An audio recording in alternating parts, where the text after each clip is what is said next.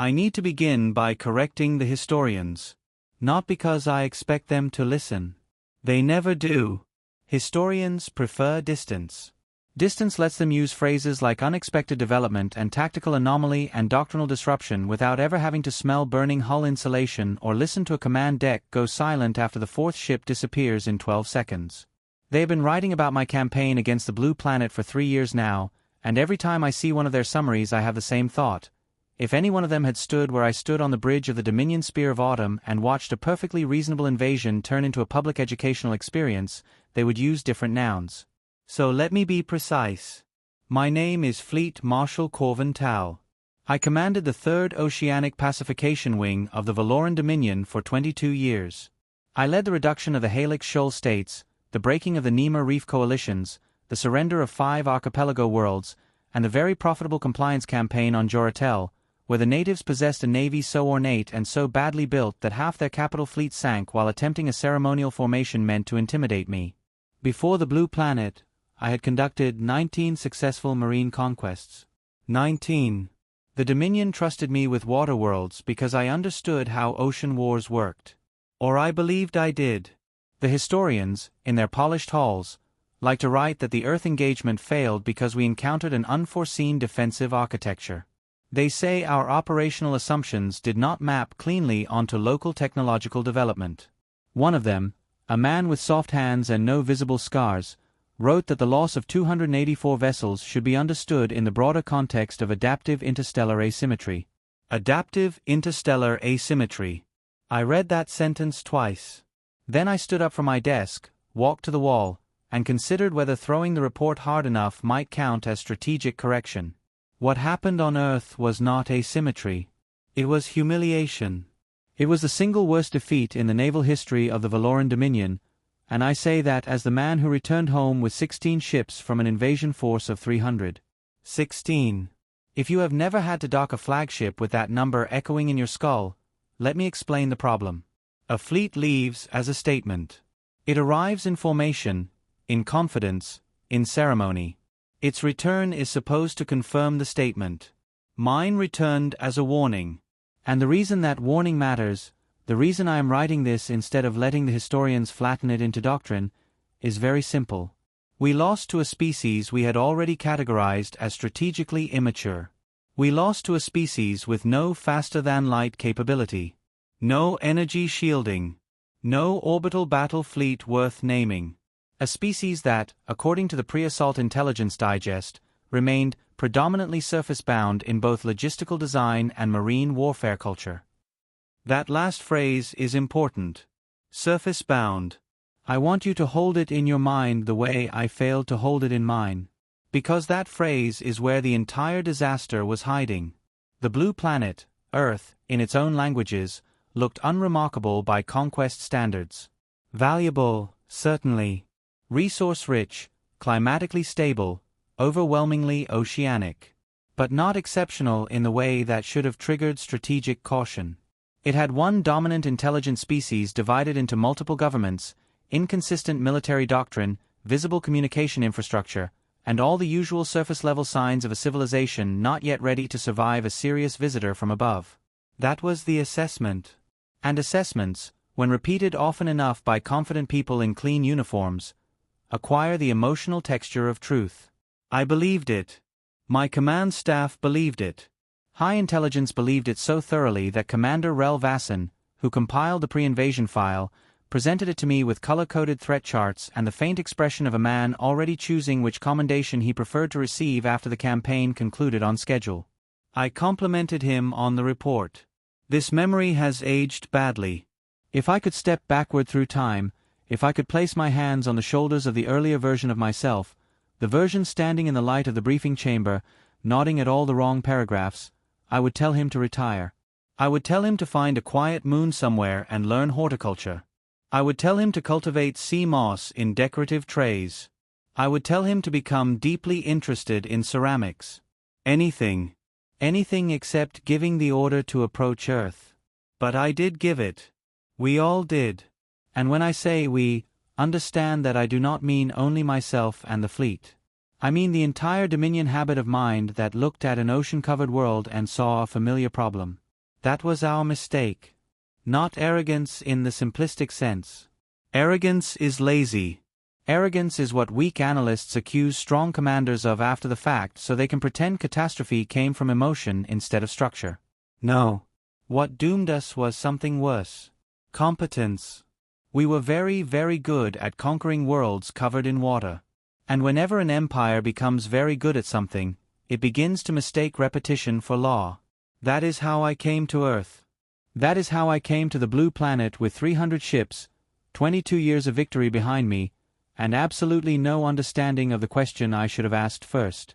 The reason we came to Earth was not mystery. It was arithmetic. From orbit, Earth is approximately 70% covered in liquid water. 70.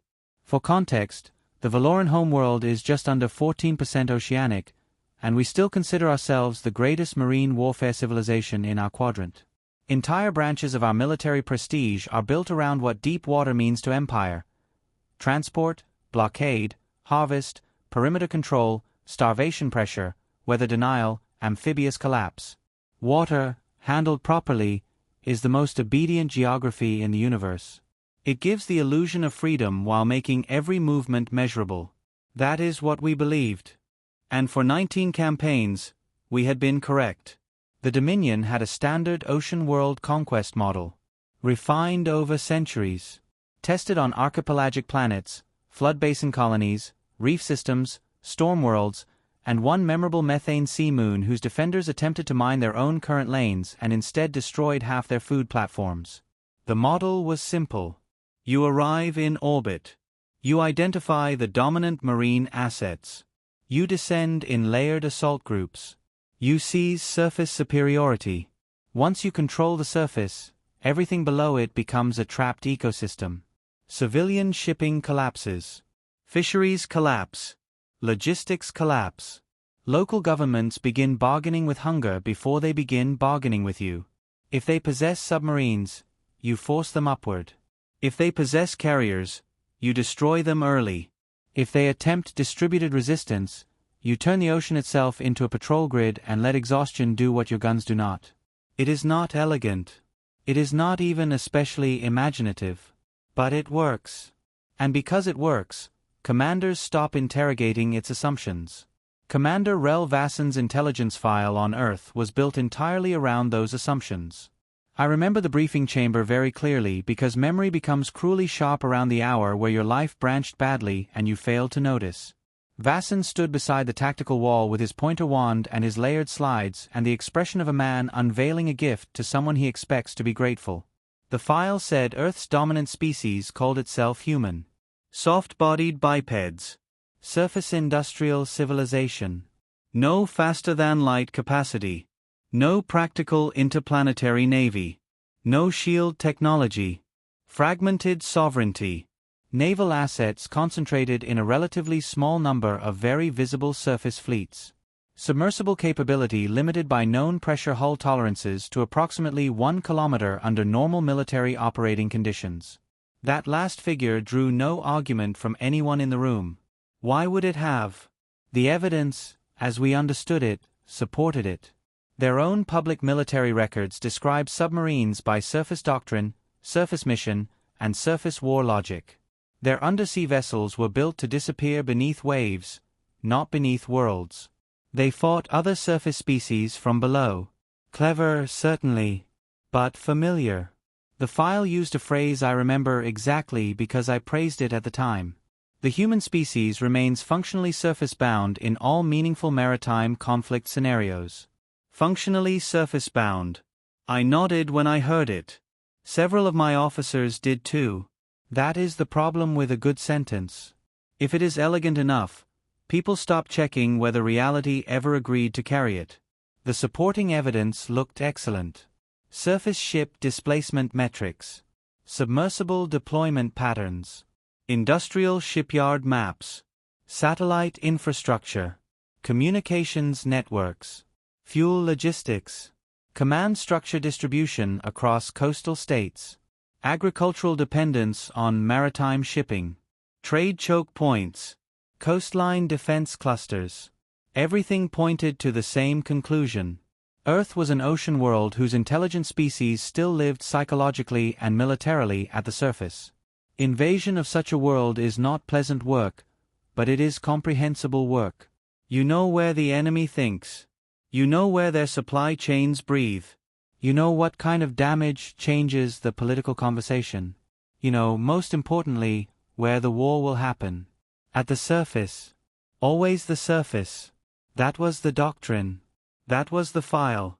That was the lie.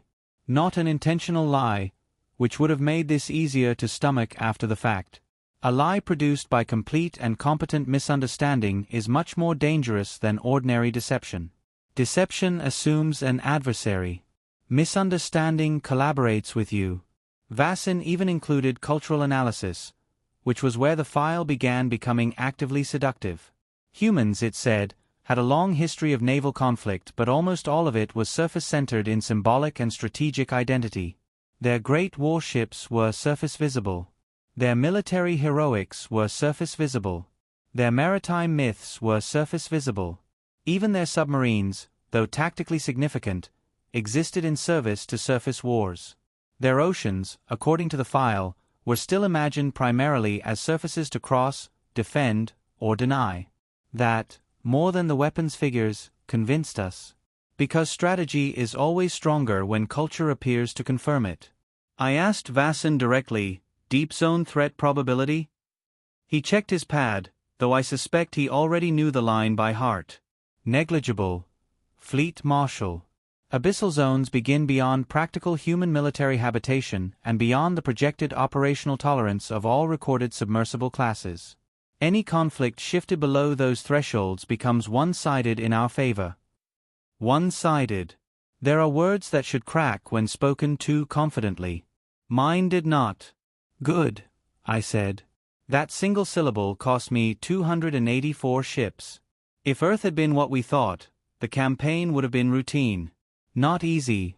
Routine campaigns are never easy, but legible. Painful in the normal way. Structured. We descend. They resist. We seize the maritime perimeter. Their governments split under pressure.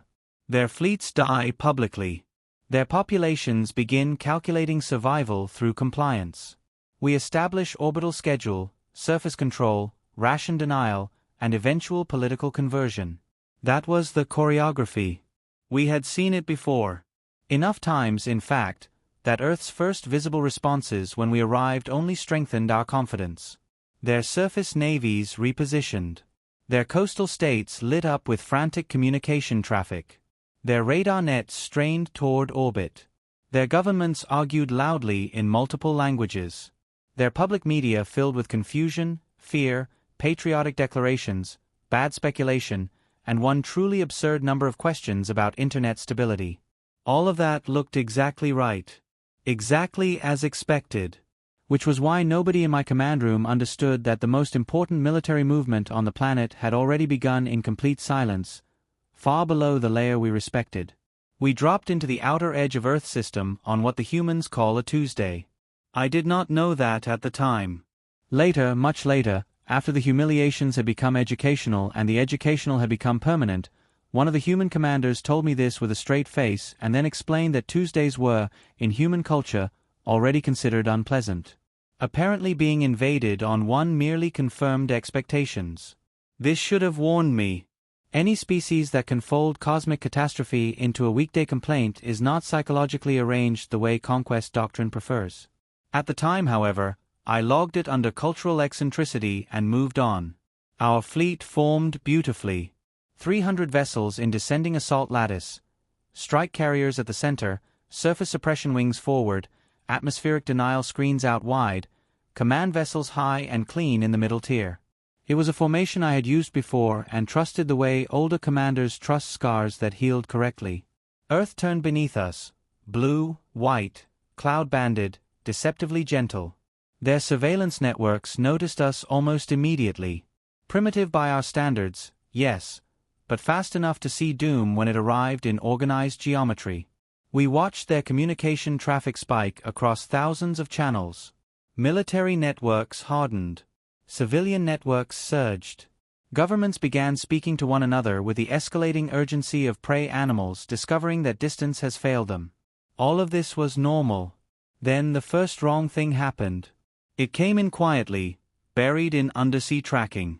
Commander Vassin was standing beside my command dais reviewing marine asset movement when he frowned, not dramatically, just enough to suggest a line on the display had become discourteous.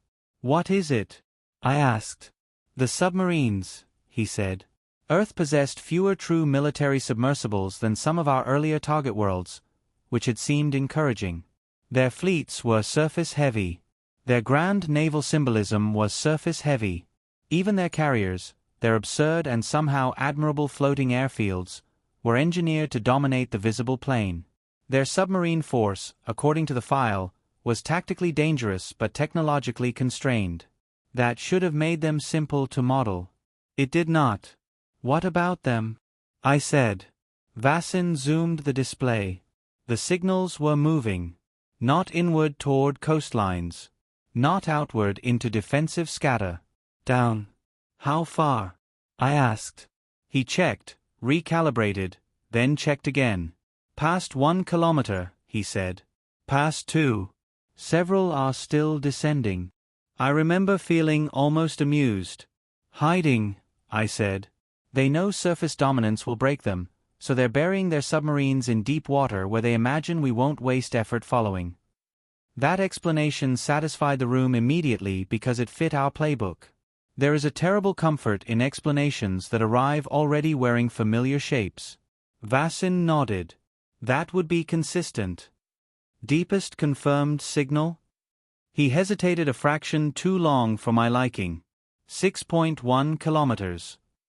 I looked at him. He looked back with the expression of a man holding data he would prefer to hand to someone less senior. "Impossible," I said. "Yes," he replied. "That should also have warned me. Not the number by itself. Numbers misbehave all the time in new operational theaters. Sensors ghost. Local conditions interfere. Thermal layers distort. Primitive species deploy decoys more often than senior commanders prefer to admit because decoys are exactly the kind of humiliating low-tech solution that ruins elegant war models. So I did what a competent, experienced officer does when faced with one improbable anomaly inside an otherwise orderly scenario. I explained it away. "False depth," I said. "Signal masking or decoy descent signatures. They want us thinking there's capability where there isn't." Vassin seemed relieved to hear it. "That should have warned me too." The human governments sent their first response to our conquest declaration 6 hours later. I must be accurate here, because this message mattered. Standard protocol required that we broadcast the Dominion claim in local languages, assert orbital and maritime superiority, establish the surrender window, and then begin selective destruction of strategically or emotionally important assets if compliance did not emerge on schedule. It is a reliable sequence. Cruel, yes, but reliability is often just cruelty that has been given filing categories. Most pre-interstellar species take time to answer. They did not. Somewhere on Earth, a team of linguists, or perhaps one gifted monster among linguists, untangled our transmission structure almost immediately and sent a reply so grammatically precise that it reached my bridge with only minor translation artifacts. The message said, "We received your declaration. Our answer is no. Please leave. Signed, Earth." That was the whole thing. No argument. No ceremony. No threat posture. No attempt to impress us with defiance mythology. Just no. Signed by the entire planet as if consensus under invasion was an administrative inconvenience already handled between meetings. I stared at that reply longer than I should have. Not because it frightened me. Because it was wrong in shape. Species facing conquest usually explain themselves. They appeal to honor, faith, bloodline, history, destiny, retaliation, sacred law, tactical confidence, something. Refusal is almost always decorated. Decorated refusal helps the conquered feel they still possess narrative control. Humans, at least in that message, did not bother decorating it. They sounded annoyed. That is worse. I dictated the proper response anyway. We cited prior conquests. We cited orbital control. We cited their lack of strategic alternatives. We informed them that descent would begin on schedule and advised reconsideration. Their answer returned in under 2 hours. It said, "We heard you the first time. Also, please stop blocking our satellite traffic. You are ruining the bandwidth.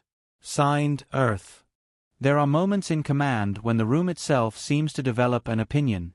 This was one. My communications officer made a small choking sound and turned it into a cough too late to save discipline. Vassin read the line twice. One of the junior tactical analysts looked at me with the expression of a creature unsure whether the appropriate response to enemy insolence was outrage or anthropological note-taking. "Bandwidth," I said. No one knew. We looked it up. It referred to communications capacity. Earth, while under active invasion by a superior extraterrestrial fleet, had used part of its official refusal message to complain that our vessels were interfering with their data throughput. I wish I were inventing that detail. I am not. Vassin said very carefully. "Fleet Marshal, I think these beings may be unusual." That was the exact word he chose. Unusual. Not dangerous. Not deceptive. Not strategically asymmetrical. Just unusual. I told him to begin descent preparation. That is how wars go wrong. Not with one giant mistake announced by thunder. With a chain of smaller wrong interpretations, each one reasonable enough to protect the last. The submarines descending too far. The refusal too unified. The tone too calm. The complaint about bandwidth. Each fact alone could be softened, filed, normalized. Together, they were the shape of a species not reacting the way conquered peoples are supposed to react. I saw the pieces. I did not yet understand the picture. The descent into Earth's atmosphere was, in purely technical terms, a success. I want that recorded properly. Too many post-campaign summaries flatten the sequence and make it sound as though we entered chaos immediately, as though the moment our fleet crossed the upper atmosphere some abyssal miracle reached up and seized us by the throat. That is not what happened. The first stage went exactly the way our doctrine said it should. We entered high atmosphere in layered suppression formation. Their orbital capacity was negligible. Their anti-space missiles existed, yes, but existed in the way children's knives exist beside industrial cutters. Symbolically brave, physically insufficient. They launched them anyway, to their credit. We tracked the launch arcs from ground silos, sea platforms, improvised mobile carriers, even one frankly suicidal surface vessel that emptied its entire vertical rack in what I can only describe as a patriotic tantrum. Our screens took them apart with casual efficiency. No damage. No disruption. No serious obstacle at all. That, I think, is what kept me blind the longest. Reality continued to reward the early stages of our assumptions. Every visible metric said the invasion was proceeding correctly. Their surface militaries were mobilizing in expected patterns. Their air assets clustered around coastal defense arcs. Their major fleets repositioned toward two principal ocean basins. Their governments attempted hurried coordination across old rivalries. Their media systems flooded with noise. It all looked exactly like a species preparing to lose with energy. By the time we reached full marine assault readiness, the Atlantic and Pacific surfaces were alive with movement. Carrier groups. Escort screens. Dense surface traffic in defensive concentration. Their visible submarines had vanished entirely from standard warfare depth profiles, which we still interpreted as either decoy behavior or panic concealment. I gave the first oceanic assault order over the Atlantic. Not because it was the only target. Because it held the clearest concentration of what the humans wanted us to see. This, too, was sound doctrine. You do not avoid the enemy's strongest visible cluster. You crush it first. You make the obvious center of resistance impossible to maintain, and the rest of the planet begins negotiating with your timetable. Vice Admiral Saren Kal led the first descent wing. 40 vessels, all surface crush capable, pressure armored, and optimized for upper ocean domination. Kal was one of my best. Not imaginative, at least not dangerously so, but fast, disciplined, and entirely reliable in the sort of battle where the enemy still believes mass surface fire can solve anything. His lead elements broke water just after local mid-morning. Earth's Atlantic met them with storms of steel. That is the proper description. The human fleets attacked immediately, and with a level of aggression that surprised even our more generous models. Surface guns, missile storms, torpedoes, strike aircraft from carriers. Attack profiles layered so densely that for a few minutes the ocean looked less like a battle space than a species-level argument about refusal. It was impressive. Also insufficient. Their naval guns hit us like weather hits mountains, real, noisy, and fundamentally miscalibrated to the mass involved. Their torpedoes performed better, particularly against lower hull geometry, but still produced only moderate external damage in most cases. Their missiles came in clever spreads, trying to flood our targeting windows, and would have been tactically elegant against another human fleet. Against us, they were friction. Call reported all this in the calm voice of a commander whose assumptions were still holding. Surface resistance high but manageable, he said. Human fleet behavior suggests perimeter denial focus. They are drawing us laterally into shallower maneuver zones. Break through them, I ordered. Establish surface perimeter. Begin Phase 2. Understood. That should have been the moment the story remained ordinary. The humans had committed exactly what appeared to be their main visible oceanic force. We had met it with superior hulls, superior range, superior atmospheric support, and what should have become superior positional control within minutes. Even their ferocity fit the model. Species fight hardest at the surface because that is where they live, where their cities face the sea, where their fleets carry history and symbolism and camera angles. Everything about the Atlantic engagement told me I was still fighting a surface civilization. Then Carl said, very quietly, "The submerged contacts are still descending." I looked to Vassin at the deep tracking station. He was already checking. "Deepest confirmed now 7 kilometers," he said. "Multiple signals stable below expected crush tolerance." Carl came back over the channel. "We're seeing intermittent uplifts from beneath the combat zone. Very large pressure disturbances. No visual confirmation." There was the briefest change in the room then. Not fear. The earlier stage of fear, the one that still hopes it is simply about to become explanation. "Deploy full deep scan," I said. "I want the entire undersea volume resolved." That command, more than any later error, may have been the true beginning of the campaign's collapse. Not because it was wrong. Because the scan answered honestly. Above us, the battle still looked like the real thing. Human carriers maneuvered. Surface escorts burned. Aircraft crossed and recrossed the gray Atlantic sky. Smoke spread in strips over broken water. Missile wakes cut white scars through the waves. Even now, remembering it, I can see how easy it was to believe this was still the war. But while our ships and theirs tore at one another in all the visible ways navies usually do, our sensors turned downward. And the ocean, which until that moment had been merely a surface we intended to own, began revealing that it had another side to the war entirely. That was the trick, you understand. The humans let us fight the battle we expected just long enough for our doctrine to fully commit. Then they showed us that the surface was not the battlefield. It was bait. Deep scan technology is not subtle. It is one of the few instruments in conquest science that does not flatter its operators. It does not care what your doctrine predicts. It does not care how many victories sit behind your confidence. It sends its question downward and returns with whatever the world actually is. That was the problem. The Atlantic answered honestly. Commander Vassin walked across the bridge carrying the scan tablet in both hands, which was the first sign I was not going to enjoy what I was about to read. Officers only carry data that way when their bodies have already decided the information is heavier than its actual mass. He stopped beside my dais and did not speak immediately. "Report," I said. "The abyssal floor is occupied," he replied. Occupied. Not active. Not anomalous. Not showing signatures. Occupied. I took the tablet. For several seconds, my brain refused to sort what I was looking at into a category generous enough to be real. The Atlantic basin below our engagement zone was not empty. It was not wild seabed with scattered natural ridges and occasional false returns from dense mineral deposits. It was not a handful of hidden stations or one improbable military installation built too deep for our intelligence nets to model properly. It was infrastructure.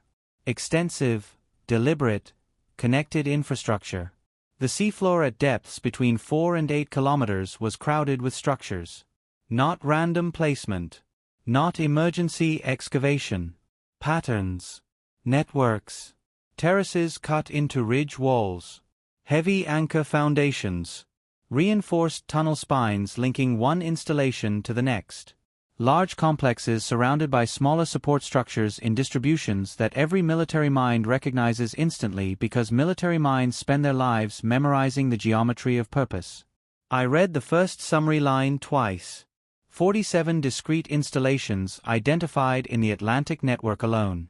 Alone. That word did something unpleasant to my breathing. Vassin, seeing I had reached the same conclusion he had already reached, said quietly, "Those are only the fully resolved structures. There are lower confidence signatures further into the ridge folds." I kept reading. The largest central complex was big enough to dock multiple capital-scale submersibles end to end. The surrounding installations varied in size, but all carried the same unmistakable indicators: power generation, fabrication, transit corridors, pressure-hardened hull geometry, and mounted systems our classification engines were struggling to label. That last part terrified me more than anything else. Our catalogs contain 4 centuries of weapons taxonomy. We know how war tends to look when engineers have enough money and too much fear. We know the signatures of projectiles, compression lances, cavitation arrays, thermal bloom systems, rail accelerants, torpedo nests, current web emitters, plasma dispersal towers, and half a hundred specialized idiocy species invent when they become convinced the laws of physics are an insult directed specifically at them. The Atlantic structures were carrying weapons our catalogs recognized only in fragments. Not because they were primitive. Because they were operating in an engineering environment none of our standard conquest models respected enough to innovate for. "Tell me," I said very carefully, "that those are not fixed weapon platforms." Vassin looked at the display. Then at me. "I cannot tell you that." Above us, Call's surface wing was still fighting. The human fleets had not withdrawn. Their carriers were still launching. Their destroyers and cruisers were still throwing everything they had at our forward elements. Missiles, aircraft, guns, torpedoes, an entire visible war raging with such energy that, if not for the deep scan feed in my hands, I might still have believed it was the real contest. It was not. It was, at best, the top layer of a much older answer. "Submersible count?" I asked. Vassin expanded a second window. That was when the campaign truly crossed from bad into unforgettable. The docking cavities built into the abyssal network were full. Not with the narrow, shallow-pressure submarines from the intelligence file. Not with the modest undersea fleet our analysts had confidently limited to 1 kilometer operational tolerance. These were larger. Much larger. Long hulls built with deep water logic rather than surface water compromise. Broad pressure forms. Reinforced keel architecture. Internal power signatures far above anything our file had attributed to human engineering. Entire classes of abyssal vessels sitting in carved stone pens 8 kilometers below the Atlantic as comfortably as if the crushing black pressure above them were simply another weather pattern. "How many?" I asked. "In immediate Atlantic resolution zones," Vassin said, "approximately 230 docking capacities." I turned to look at him. He did not look away. That, more than anything, was what made it real. If he had looked ashamed or frightened or eager to soften the number, some smaller part of me might still have clung to doctrine. But he met my gaze like a man handing over a sentence already passed. 230. In the Atlantic alone. Call's voice cut across the bridge. "Marshal, we have multiple ascent vectors." I snapped back to the tactical feed. The Atlantic combat display had changed. Not on the surface. Below it. 17 distinct mass tracks were rising rapidly from the abyssal layer directly beneath Call's engagement zone, converging upward through kilometers of water with the terrible steadiness of things that had not been launched in panic, but scheduled. Withdraw the wing, I said. Kull did not ask why. That told me he had already seen enough. He began pulling back immediately, but there are moments when tactical correctness simply arrives too late to matter at full value. 40 ships, engaged to the surface, cannot disappear cleanly just because the commander finally understands that the war was waiting below. The rising contacts continued upward.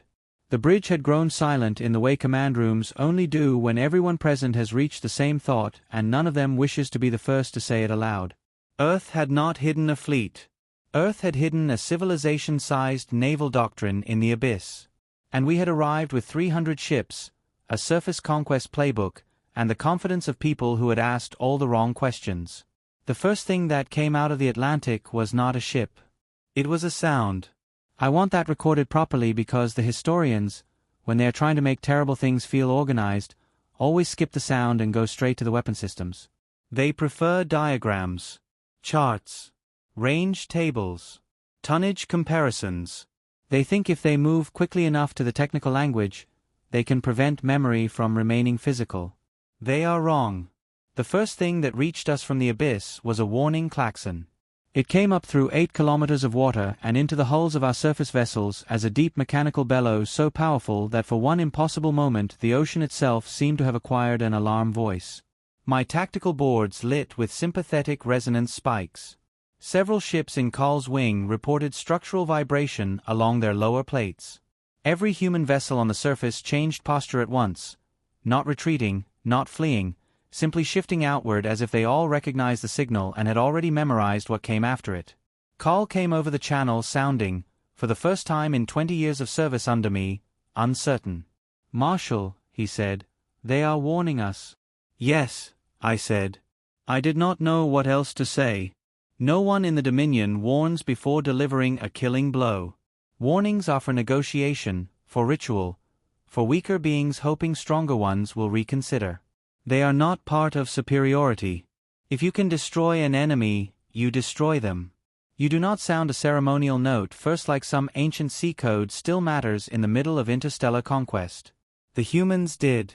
That should have frightened me even more than it did. Because it meant they were not firing in panic. They were firing according to rules. The water broke in 17 places. Not explosively.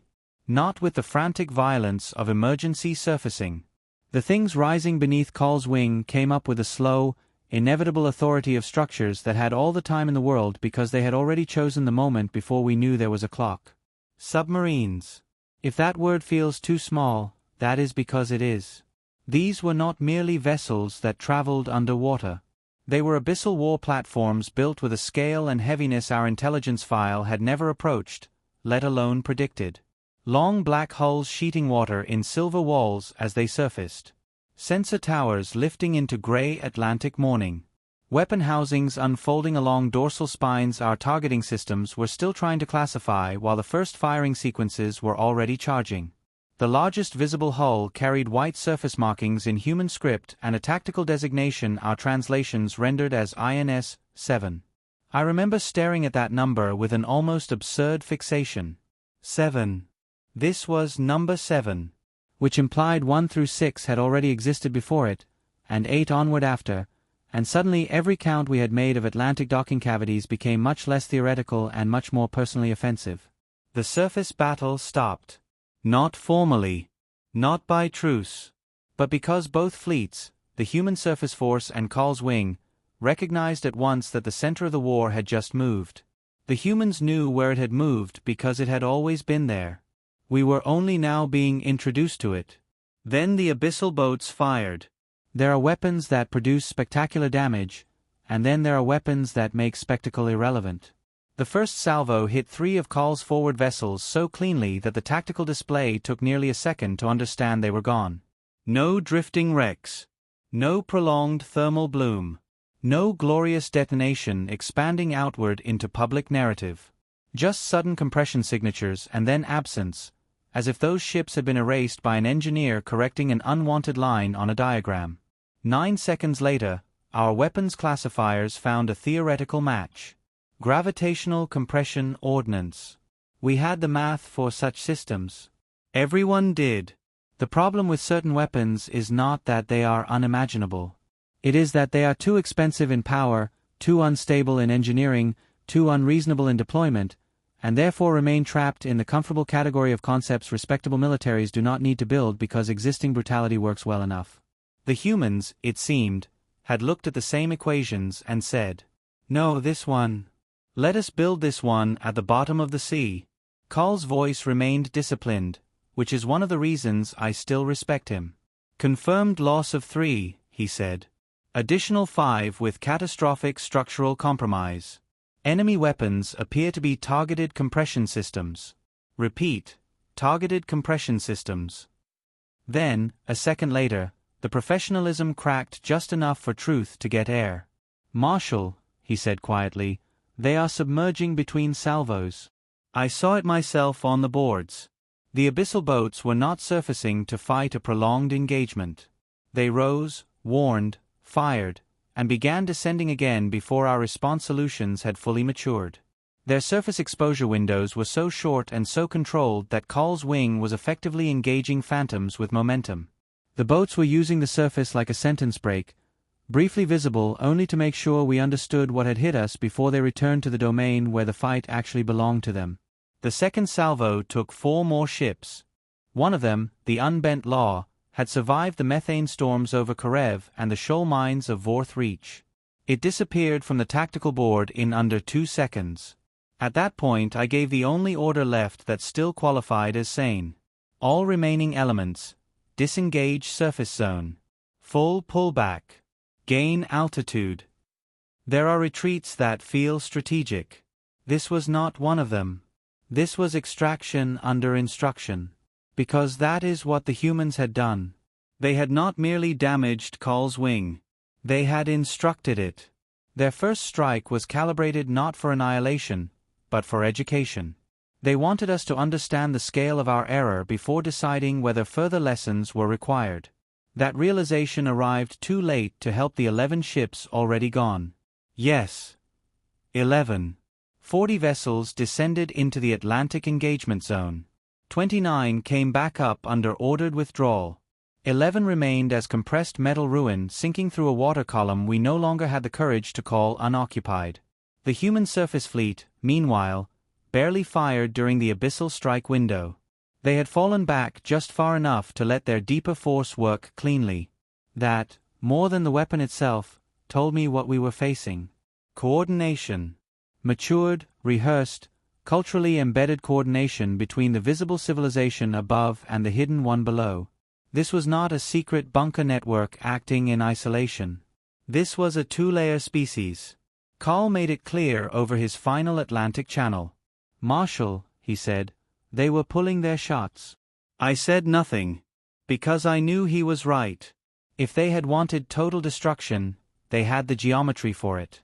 We had seen enough of the docking capacity, enough of the Atlantic network, enough of the weapon signatures to know that 17 boats represented only a fraction of what could have surfaced. They had sent 17, fired limited salvos, killed 11 ships, and withdrawn. That was not maximal force. That was minimum necessary force. Which is much more terrible. Maximum force means anger. Minimum necessary force means policy. When the surviving elements of Kal's wing reached safer altitude, I called an immediate command assembly. No one sat. Vasson stood at the deep scan station with the face of a man permanently older than he had been that morning. My weapons chief had already pulled every compression weapon theory file in our archives and was finding, with increasing visible discomfort, that the humans had apparently solved 3 engineering barriers we had classified as practically prohibitive. Tactical Command was recalculating casualty projections for a renewed surface descent and getting numbers so ugly the display auto-flagged them for review. I looked around the room. Then I asked the only honest question left. "What," I said, "is living at the bottom of that ocean?" No one answered immediately. Because by then we all understood that this was no longer a matter of hidden submarines or a few impossible weapons. We were dealing with something larger than a military surprise. Earth had not defended itself by improvising under invasion. Earth had been waiting below the surface with rules, infrastructure, and enough power to remove our certainty from the map in under a minute. And it had been polite enough to warn us first.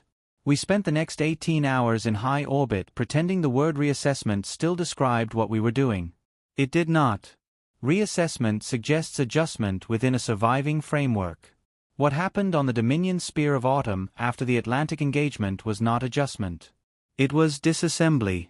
We took apart every assumption with which we had arrived and discovered that most of them had not failed individually. They had failed as a family. The surface was not the war. The visible navies were not the center of resistance. The submarines we had tracked publicly were not the real submarine force. And Earth's military weakness, such as it was, had been arranged very carefully at the layer we were most likely to respect. Commander Vasson brought the first full Atlantic synthesis to the command pit just before local dawn over the Western Hemisphere. He did not present it theatrically. I mention that because competent officers are sometimes mistaken for dramatic ones after disasters, as if catastrophe itself must make performers of everyone in the room. Vasson had lost that instinct hours ago.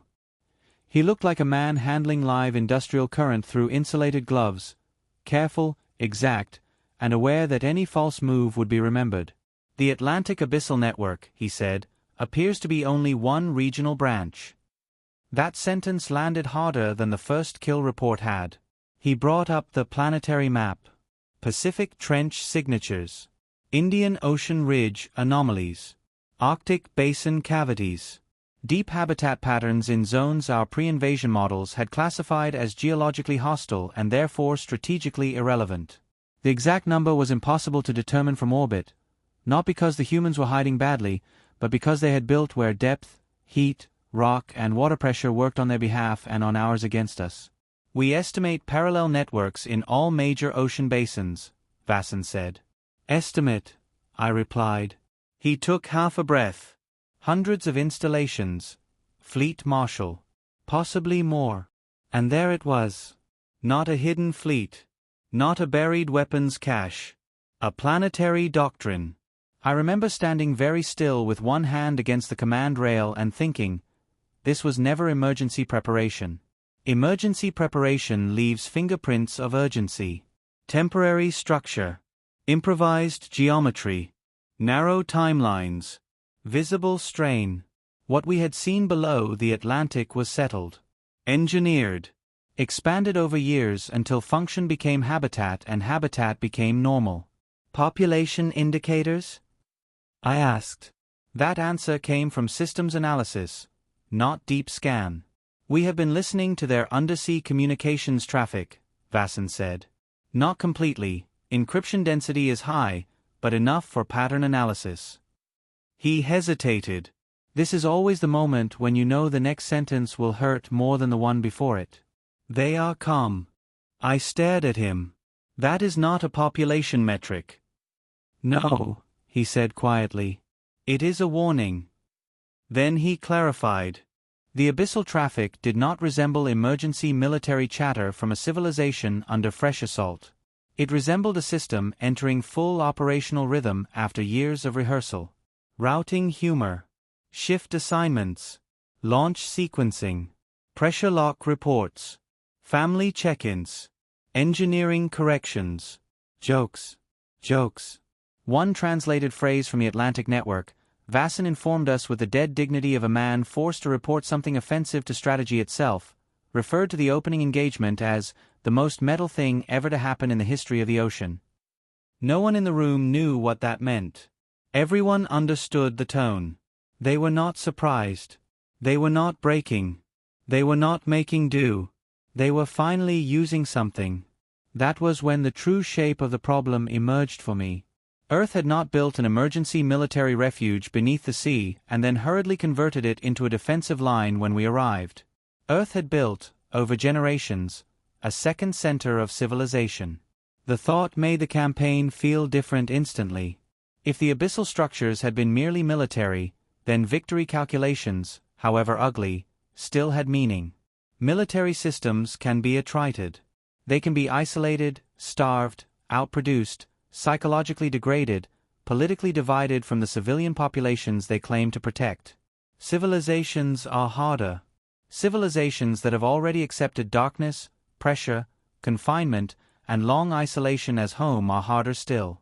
I asked Vassin the next question almost without intending to. How long? He knew what I meant. Signals intelligence, newly cross-referenced against historical industrial shifts and buried procurement anomalies from the human's own public record, suggested the answer with horrifying clarity. Roughly 70 years of coordinated development, he said. Possibly longer in conceptual form. 70 years. Not for a fleet. For a world-shaping choice. Somewhere in humanity's past, decades before our fleet ever entered their sky, someone had looked at an ocean-covered planet and reached a conclusion no species in Dominion naval history had ever operationalized. If invaders come for the surface, then the surface cannot remain the decisive layer of survival. It was such an obvious idea in retrospect that I despised it immediately. Obvious ideas are the worst kind to be defeated by, because once seen they make your entire prior confidence feel like vanity in ceremonial dress. Meaning, my weapons chief said slowly, they built this before they knew we existed. Yes, I said. No one argued. Because by then it was obvious. This was not a defense tailored to the Valoran Dominion specifically. It was something more humiliating than that. Earth had prepared against the logic of conquest itself. Against any spacefaring naval species arrogant enough to assume that control of the visible ocean meant control of the world beneath it. We were not uniquely hated. We were merely the first fools to arrive after the work was finished. That realization changed the emotional temperature of the command room. Not downward into panic. Sideways into something worse. Respect. Reluctant, involuntary, structurally unavoidable respect. It is a dangerous feeling in war, respect. It can either sharpen your strategy or quietly begin killing your appetite for lies. In that room, in that hour, it did both. I called for a direct communication request to the abyssal commanders. No surrender language. No renewed threats. No declaration posture. Just a request to speak. The reply came back on a channel our own encryption logs failed to fully explain, which was another small insult among many. It identified the sender as Commander Yara Skall of the Abyssal Defense Network and invited me to a meeting over the Atlantic. Alone in the practical sense, meaning without escort fleet theatrics. She also noted, with intolerable calm, that by now I had likely realized the situation was more complicated than my survey team had suggested. That line might have annoyed me more if it had not been so undeservedly charitable. Before I left, I stood alone for 1 minute at the main viewport and looked down at Earth. Blue. Clouded. Gentle-looking. The sort of planet strategists mark with clean circles and resource notes. And somewhere below the visible elegance of all that, beneath kilometers of pressure and black water, were people who had spent their whole lives preparing for this exact conversation. That was the moment I understood something simple and permanent. We had not reached Earth before it was ready. We had arrived late. I expected Commander Yara Skall to meet me with spectacle. That was my final serious misreading of the humans before the shape of them became impossible to ignore. Given what they had already shown us, spectacle would have been easy. A ring of abyssal warships breaking the Atlantic at sunset. Compression arrays visible above the swells. Armed escorts. Some demonstration calibrated for psychological effect. I would have understood that. It would have fit the old grammar. Instead, when my shuttle reached the coordinates she had transmitted, the ocean was empty. Gray water. Low wind. Light fading into the hard metallic blue that open seas acquire when evening stops pretending to be gentle. I waited. Then something rose beneath me. Not fast. That is important. Everything about the abyssal humans had begun to teach the same lesson. Power that is sure of itself does not rush unless physics requires it. The vessel surfaced with enormous patience, a dark mass lifting through the Atlantic with the controlled inevitability of geology deciding to become visible. Water spilled from its hull in long silver curtains. Its upper section broke the surface and held there, black and vast and built with none of the decorative aggression our own warships favor. No needless spikes. No ceremonial plating. No visible arrogance. Only function shaped by pressure, depth, and time. A hatch opened. A narrow access platform extended. One human stepped out onto it and waited. Yara's skull was smaller than I expected. This is not meant as insult. It is simply accurate. One imagines the commander of a hidden planetary defense civilization differently before meeting her. Taller perhaps. More visibly severe. Draped in command in some unmistakable way. She wore a pressure-rated surface suit with the helmet seals open, exposing dark hair pinned back carelessly and a face that looked not stern but settled. That is the closest word I have found in 3 years. Settled. As if she had spent a very long time becoming exactly aligned with the place she belonged. When I stepped from my shuttle onto the wet platform between us, she did not salute, threaten, posture, or attempt symbolic dominance. She said, "Fleet Marshal Tal, welcome to the surface. It's colder than the deep today." I stared at her. Not because the translation was imperfect. It was excellent. Because the sentence was absurdly normal. This too was becoming a human tactic, I realized. Not theatrical normalization. Something much stranger. They behaved as if world-altering confrontations were still obliged to occur inside ordinary manners. It made them more disorienting than open aggression would have. "Commander Skoll," I said. "You came. You invited me." "Yes," she said. "Come inside. You should see what you are trying to conquer."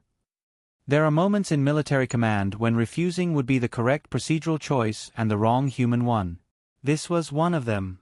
I followed her below. The interior of the submarine surprised me more than the weapons had. Not because it was soft. It was not.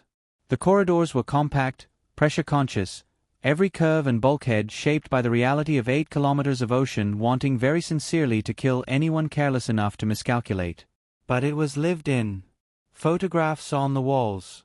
Actual photographs, mounted carefully, not digital displays cycling morale propaganda. Small personal objects fixed above hatch frames. A child's drawing tucked into the edge of one instrument panel. A rack near the mess space where 3 mugs had been left upside down to dry beside a tray of tools that looked used, cleaned, and immediately needed again.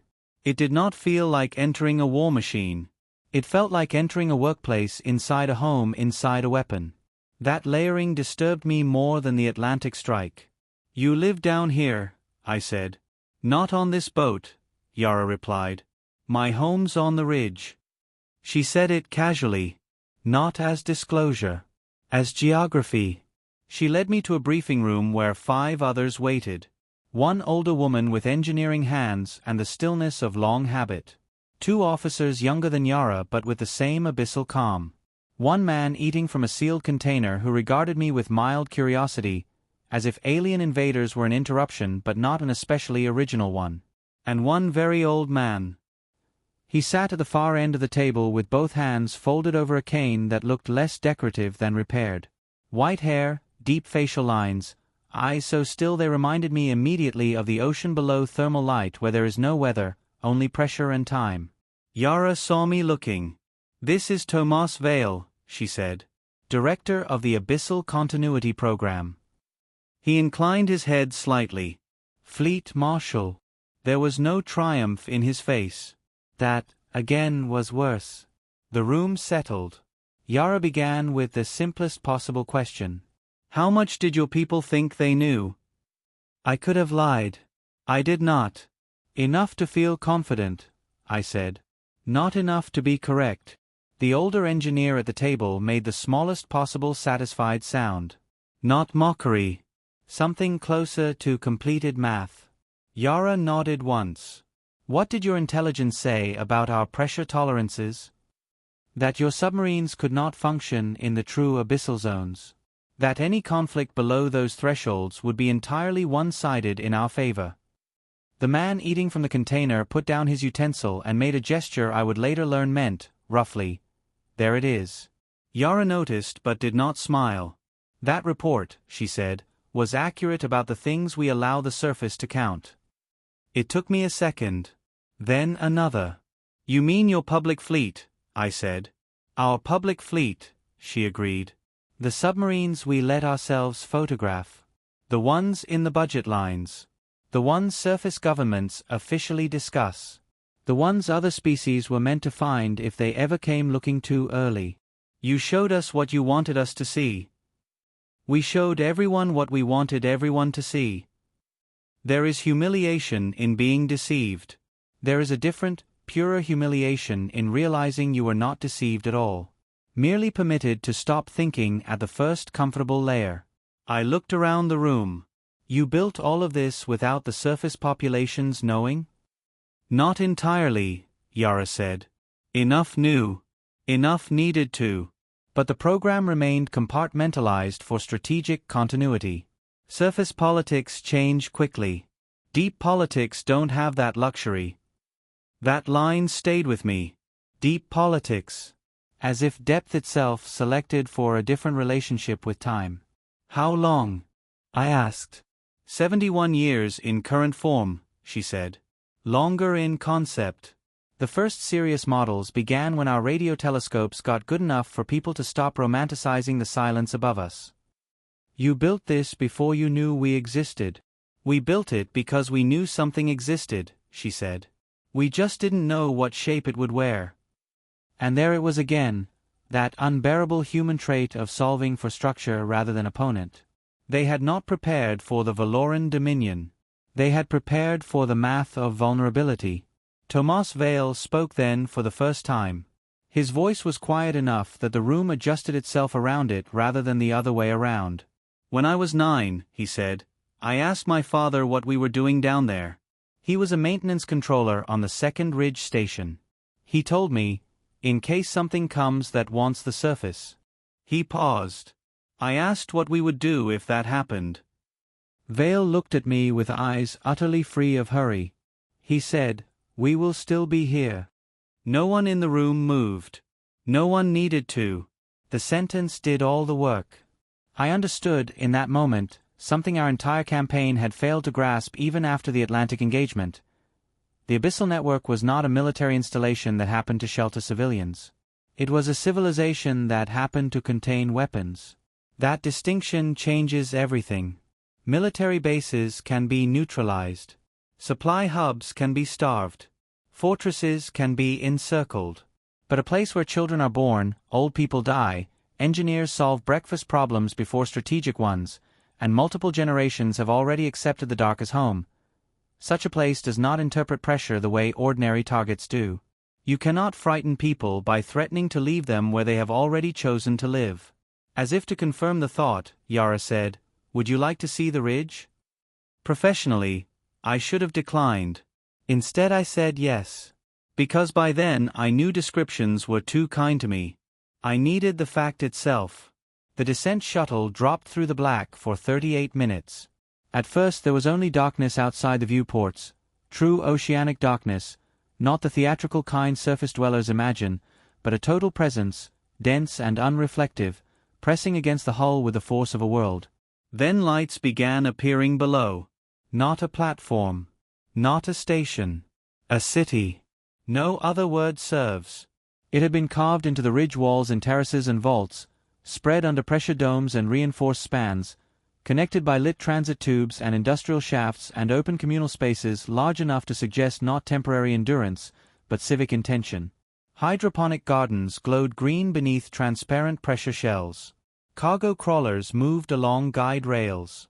Exterior maintenance crews crossed between structures with the effortless body language of people walking streets they had known since childhood. And there were children. That detail broke something in me more cleanly than the lost ships had. Children in a plaza dome chasing one another around a central sculpture under 8 kilometers of Atlantic water as if the entire idea of apocalypse belonged emotionally to someone else's weather report. How many? I asked, because military minds reduce awe to count when they begin losing altitude internally. In this installation? Yara said. 42,000. I turned. She continued, across the Atlantic network, a little under 400,000. Globally across all abyssal and trench settlements, a little over 2 million last full census. 2 million. Waiting. Living. Growing food. Making jokes. Building weapon systems beside schools and pressure seals beside kitchens and historical memory beside geothermal converters. The old man, Tomas Vale, was watching my face. "We are not a garrison," he said. I said nothing. He did not need me to. We are a people who arranged survival differently. That, more than any threat, was the point at which the campaign became unwinnable in my mind. Not because I doubted our courage. Not because I doubted our remaining firepower. Because I finally understood the scale mismatch. We had brought 300 ships to conquer a planet. They had spent 71 years relocating a civilization beneath the terms of conquest itself. I expected Commander Yara Skol to meet me with spectacle. That was my final serious misreading of the humans before the shape of them became impossible to ignore. Given what they had already shown us, spectacle would have been easy. A ring of abyssal warships breaking the Atlantic at sunset. Compression arrays visible above the swells. Armed escorts. Some demonstration calibrated for psychological effect. I would have understood that. It would have fit the old grammar. Instead, when my shuttle reached the coordinates she had transmitted, the ocean was empty. Gray water. Low wind. Light fading into the hard metallic blue that open seas acquire when evening stops pretending to be gentle. I waited. Then something rose beneath me. Not fast. That is important. Everything about the abyssal humans had begun to teach the same lesson. Power that is sure of itself does not rush unless physics requires it. The vessel surfaced with enormous patience, a dark mass lifting through the Atlantic with the controlled inevitability of geology deciding to become visible. Water spilled from its hull in long silver curtains. Its upper section broke the surface and held there, black and vast and built with none of the decorative aggression our own warships favor. No needless spikes. No ceremonial plating. No visible arrogance. Only function shaped by pressure, depth, and time. A hatch opened. A narrow access platform extended. One human stepped out onto it and waited. Yara Skol was smaller than I expected.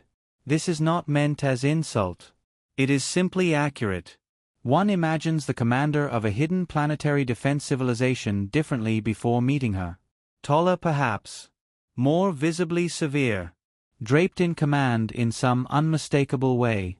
She wore a pressure-rated surface suit with the helmet seals open, exposing dark hair pinned back carelessly and a face that looked not stern but settled.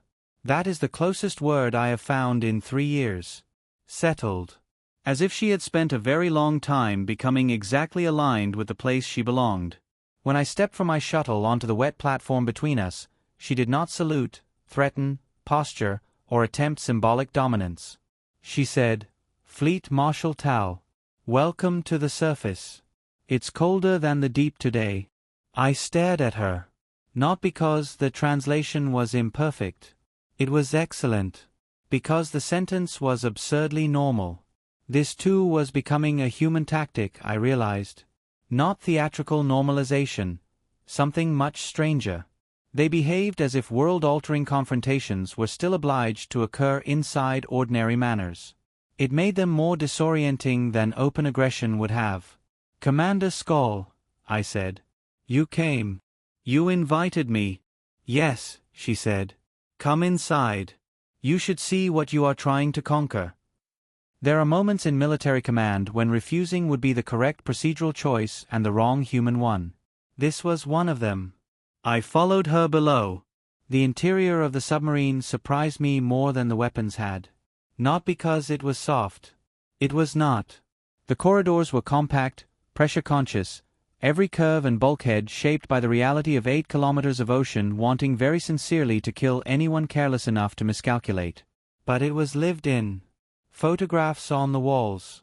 Actual photographs, mounted carefully, not digital displays cycling morale propaganda. Small personal objects fixed above hatch frames. A child's drawing tucked into the edge of one instrument panel. A rack near the mess space where 3 mugs had been left upside down to dry beside a tray of tools that looked used, cleaned, and immediately needed again. It did not feel like entering a war machine. It felt like entering a workplace inside a home inside a weapon.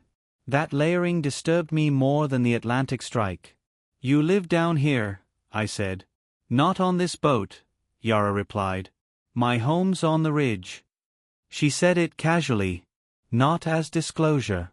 As geography. She led me to a briefing room where 5 others waited. One older woman with engineering hands and the stillness of long habit. 2 officers younger than Yara but with the same abyssal calm. 1 man eating from a sealed container who regarded me with mild curiosity, as if alien invaders were an interruption but not an especially original one. And 1 very old man.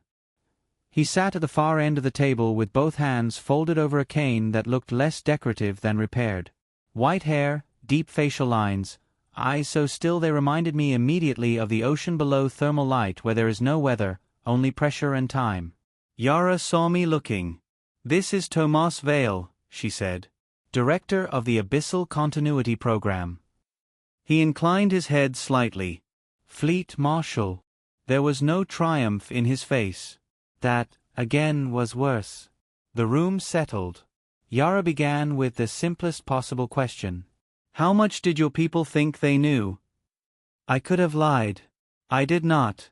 "Enough to feel confident," I said. "Not enough to be correct." The older engineer at the table made the smallest possible satisfied sound. Not mockery. Something closer to completed math. Yara nodded once. "What did your intelligence say about our pressure tolerances?" "That your submarines could not function in the true abyssal zones. That any conflict below those thresholds would be entirely one-sided in our favor." The man eating from the container put down his utensil and made a gesture I would later learn meant, roughly, "There it is." Yara noticed but did not smile. "That report," she said, "was accurate about the things we allow the surface to count." It took me a second. Then another. "You mean your public fleet," I said. "Our public fleet," she agreed. "The submarines we let ourselves photograph. The ones in the budget lines. The ones surface governments officially discuss. The ones other species were meant to find if they ever came looking too early.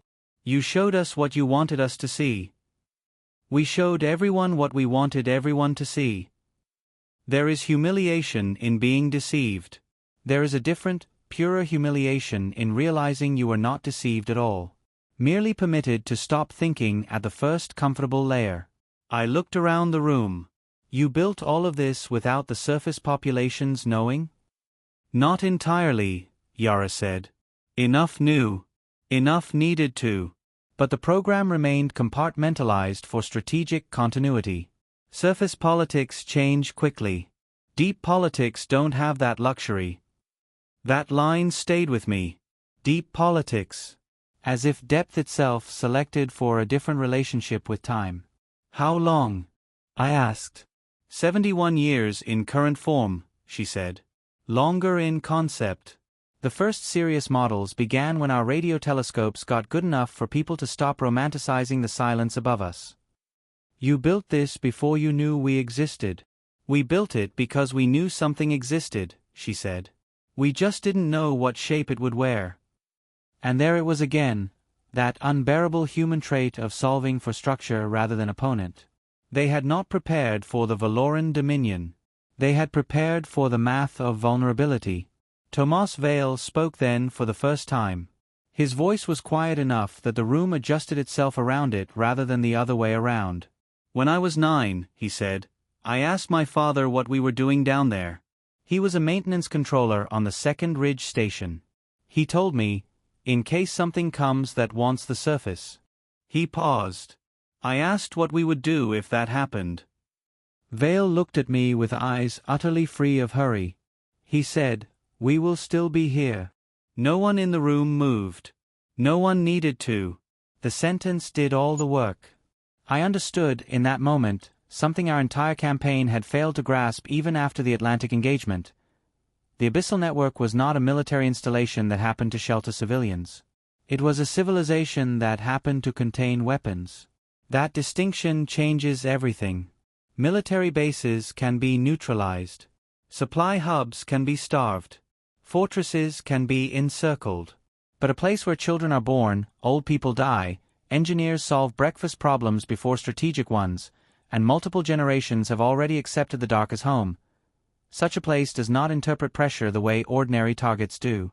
You cannot frighten people by threatening to leave them where they have already chosen to live. As if to confirm the thought, Yara said, "Would you like to see the ridge?" Professionally, I should have declined. Instead I said yes.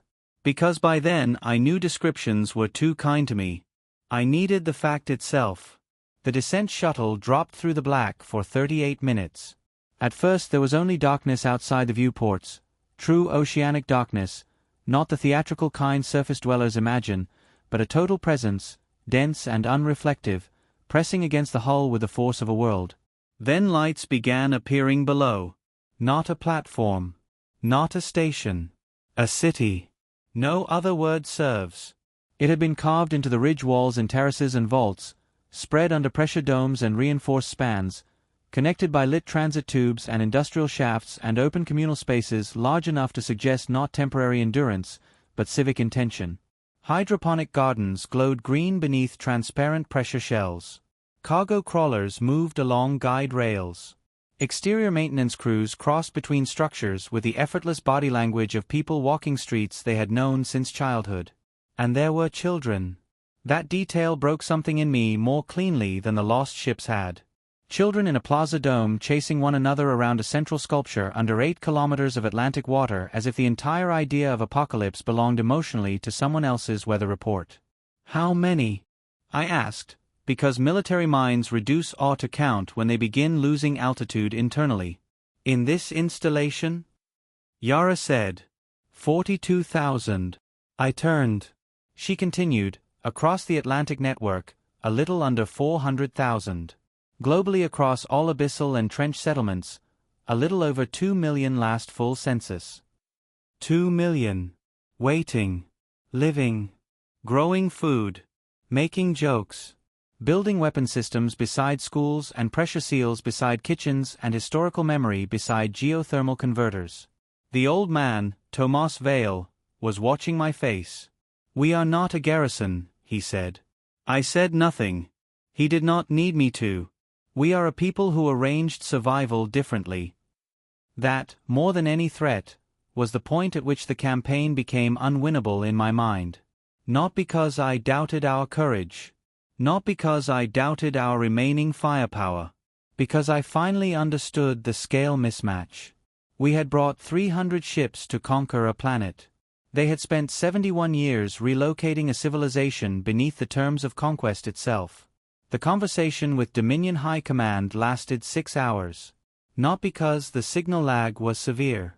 Because powerful institutions require time to discover that disbelief is not a military option.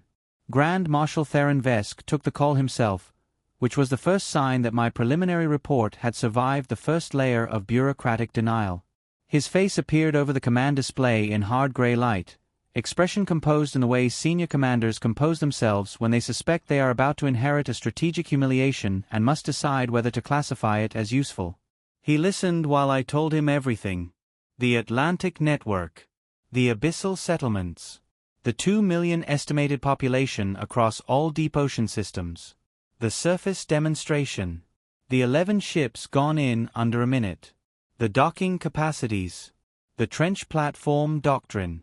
The fact that Earth's hidden civilization had built itself not as a temporary military redoubt, but as an enduring second layer of humanity beyond the expected reach of oceanic conquest. And finally, the part that ended the campaign before any official vote had to pretend credit for wisdom.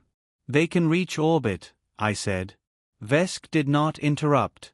That is one reason he remained Grand Marshal as long as he did. Lesser officers mistake interruption for authority. Vesk understood that power sometimes consists of being still enough to let a disastrous truth finish arriving. When I was done, he asked only 3 questions. Can we outlast them? No. Can we break them without mass civilian extinction? No. Can we win in any time frame the Dominion can afford to call strategy? No. The screen remained silent for several seconds. Behind me, on my own bridge, no one moved. The surviving command staff knew better than to break the shape of that moment. Finally Vesk said, "Your recommendation." It is an odd thing, giving the simplest possible answer after a lifetime spent building career around more complicated ones. "Withdraw," I said. No ornament. No face-saving language. No phased reconsideration of force posture. Just the truth. Another pause. Then Vesk asked, "Your justification?" That, at least, I had prepared. We are facing a civilization that relocated its center of survival beneath the domain our doctrine assumes is decisive. Their defensive depth exceeds our practical reach. Their population is committed, adapted, and operationally unified. Their military assets are not a fleet in the normal sense, but an extension of habitat and generational planning. They do not need victory at the surface. They only need to remain. We cannot outweight, outmaneuver, or morally out-escalate them. Continued engagement produces ship losses, strategic embarrassment, and eventual atrocity without realistic path to conquest. I stopped, then added the sentence that I think finally convinced him. They built the answer before we asked the question. Vesk's expression changed by perhaps 1 degree. For him, that was equivalent to visible alarm. How many commanders know this? Only those with access to the Atlantic loss analysis and my direct report. Good, he said. It remains that way until we revise doctrine. Then, after one final silence, withdraw the fleet. Full record. Full debrief. This world is to be marked non-viable for conventional conquest and flagged as a deterrence theater. Deterrence theater. A bureaucratic phrase. Cold. Flattened. Too neat by half. And yet for once I did not resent the language, because beneath it lay the thing that mattered most. We were leaving. I transmitted the order immediately. No one on the bridge argued. There are defeats that invite bitterness, and defeats that rearrange your understanding too completely for bitterness to find footing. We had crossed into the second category. My officers moved with the eerie calm of people who had already accepted that no amount of emotional resistance could improve the geometry of the truth. The fleet reformed over Earth in withdrawal pattern. What remained of the third wing turned outward from the planet it had expected to own. Before we initiated full departure, I sent one final message to Yara Skoll. I kept it brief. Not because brevity felt proper, though it did. Because anything longer would have sounded like the kind of verbal furniture civilizations use when they are trying to disguise that they have just been taught something permanent. Commander Skoll, the Dominion fleet is withdrawing. I have recommended your world be marked strategically non-viable for future operations of this class. I cannot promise no one will ever come again. I can promise that anyone who does will begin by reading what happened here. I paused. Then, because I had learned enough by then not to pretend that admiration and defeat cannot occupy the same sentence, I added, "Your mother's translation work was exceptional." The reply came back within the hour. Of course it did. The humans had never once made me wait longer than necessary for the truth. Thank you, Fleet Marshal. Safe travels. My mother says she is pleased the translation held up under pressure. Also, we have a saying down here. We use it when something goes exactly the way it was supposed to. The water remembers. We will remember this too. Signed, the people who live at the bottom of the ocean. I read that message 3 times.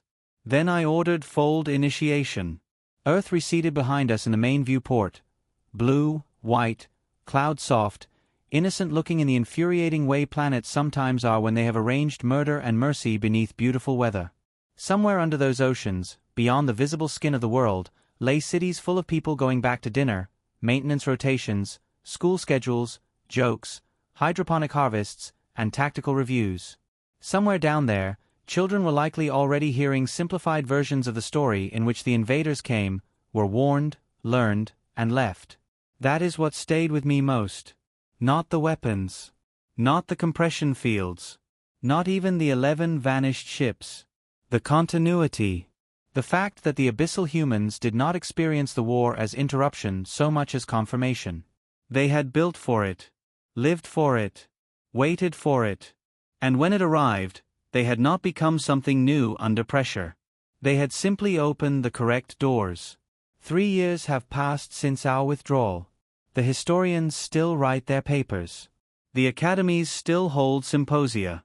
The strategic colleges still produce elegant language about non-surface optimized resistance environments and culturally integrated defensive ecologies. I am told there is now a mandatory doctrine seminar for all Dominion naval officers assigned to ocean world campaigns. The title, according to one annoyed junior admiral, is Abyssal Sovereignty and Conquest Limit Failure Modes. This is fine. Let them have their titles. I have made only one recommendation that matters, and to the credit of High Command, they adopted it across all future pre-invasion surveys. Before any ocean-bearing world can be approved for conquest review, the survey file must answer one question. Not how strong is their surface fleet? What is their orbital capacity? What are their visible submarine limits? How quickly can they be blockaded? Those are still useful questions. They are just not the first one anymore. The first question is, what is living at the bottom? Because that was the question I failed to ask. And because somewhere out there, on some blue world under some other star, there may already be another civilization that looked at its oceans and reached the same conclusion Earth did. Let them have the surface. We will take everything underneath it. We will still be here. That is the lesson. Not that humans were stronger. Not even that they were more advanced in the places we failed to look. The lesson is simpler and much worse for empires like mine. We went to Earth expecting to defeat a species. What we found instead was a civilization that had moved its survival beneath assumption. And assumption, I have learned, is the softest target in any war. The water remembers. So do I.